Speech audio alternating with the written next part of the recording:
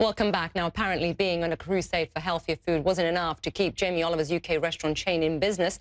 The Celebrity Chefs Group has gone into bankruptcy protection and 22 restaurants have been shuttered along with 1,000 jobs. Now, in the past, Oliver has described a perfect storm of rising rents, wages, food costs and the impact of Brexit.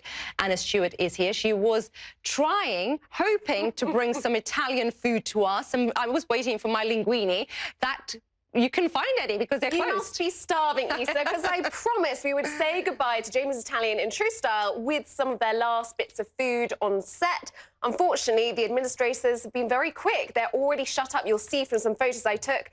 There are signs on the door. There's no one there, and no one came to work. And the sad news is, this is sad. This is very tragic. We're talking thousands of jobs. People who worked there suddenly without a job, and devastating, of course, for Jamie Oliver, who actually put in £13 million himself last year to try and stave off its collapse. So why is it a surprise that we are even here?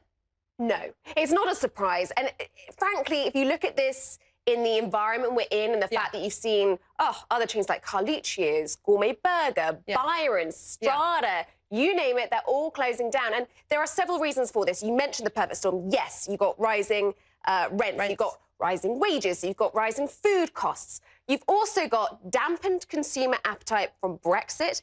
And you've also just got a structural shift. People aren't going out as much. When they do go out, they want to have a premium experience. And, of course, all those delivery apps. So you can get the same food you can get in a restaurant at home. Did he expand too quickly? Because he's got his hands in so many pies, doesn't he? And that's actually an argument some analysts went with today, that a lot of these chains had massive expansion in 2016. Some of them through lots of private equity investments. They expanded too fast and didn't maybe focus enough on the quality of each restaurant. And the problem with these chains, as a consumer, as you know, if you go to one of those restaurants and you decide you didn't have a good experience, you're unlikely to go to another one. And I think it's keeping in touch with changing tastes and changing habits. We don't want to go to a restaurant simply just to have an ordinary carbonara, because we can get that as a takeaway, correct? Correct. And the ones that are surviving is interesting. This is a surprise to me, because I was speaking to an analyst earlier. The ones that are surviving are Wagamama's, Nando's. They are well-established brands. They've adapted and they're doing something different. The ones we're seeing today that are going under are all Italians or burger restaurants. You know, they are speaking to a very large demographic there.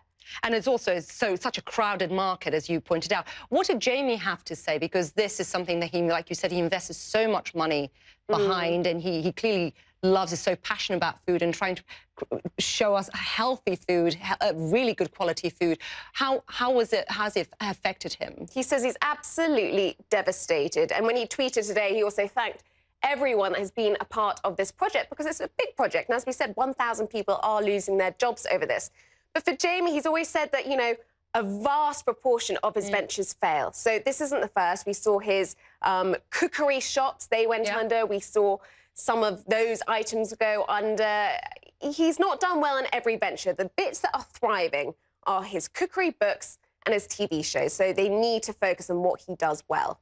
I'm a big fan of his cooking book, especially the 30-minute meals. It works wonders. They're never 30 minutes. They're never 30 minutes. And they never have everything in stock, right? I always have to make a list, so I have to go and buy. Anyway, Anna, thank you very much.